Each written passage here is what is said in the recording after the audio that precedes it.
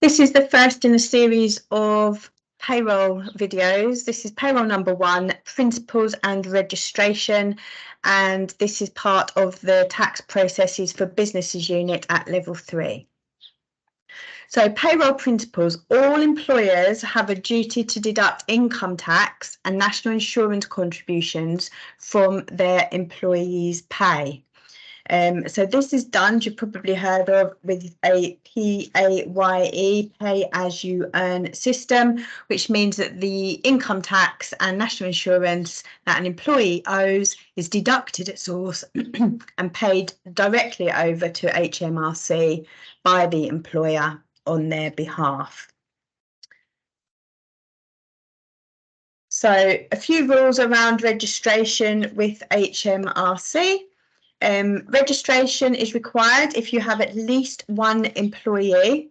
Bear in mind that that could be the person themselves. So, for example, you might have an individual that sets up a small limited company. They are the director. They are being paid through the payroll. It's just them. But as long as they are earning at least the lower earnings limit for Class 1 national insurance contribution purposes, which is currently standing at £120 per week, then that is enough to trigger a payroll registration with HMRC.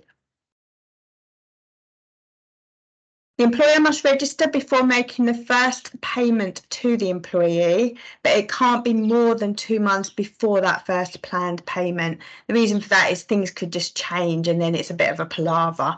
So obviously don't forget to do it, but as close to that first payment as possible is ideal. You can register online, and then HMRC will issue an employer PAYE reference number within 5 working days, and then you are good to go. The requirements: what do they actually need when you register? They need all the things shown on this screen. So unique tax reference, name and address of the business, the date the first payment plans to be made, the number of employees, which will include directors, whether CIS is required, so that's for the construction industry scheme, whether expenses or benefits will be provided, so that might be things like company cars or private healthcare, the email address of the business, the directors' names if it is a company, and either the sole trader or director national insurance numbers, just depending on the structure of the business.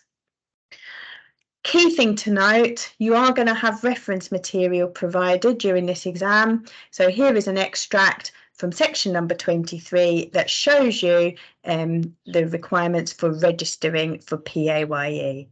Just to recap, you must register before the first payday, and you cannot register more than 2 months before you start paying people.